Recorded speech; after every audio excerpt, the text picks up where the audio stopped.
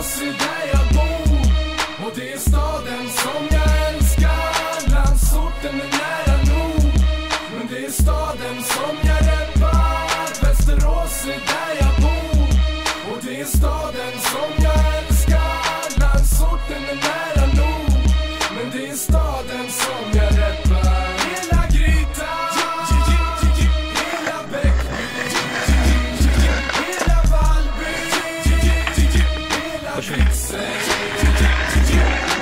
Kolla, jag reppar Västerås hela dagen, från norra Grytan till Skallberget ner på stan.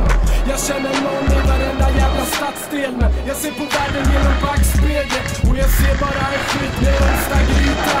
Skulle aldrig någonsin önska byta, även om man ibland vill komma härifrån. Är det bara här som vi känner oss hemma när vi går? Det här är min stad, stavas Västerås. V-R-S-T-E-R-O-S. Från Skärby i väster till city och centrum, till Gryta i norr. Hela stan är en brännpunkt. Jag tar 19, mannen tar du 12.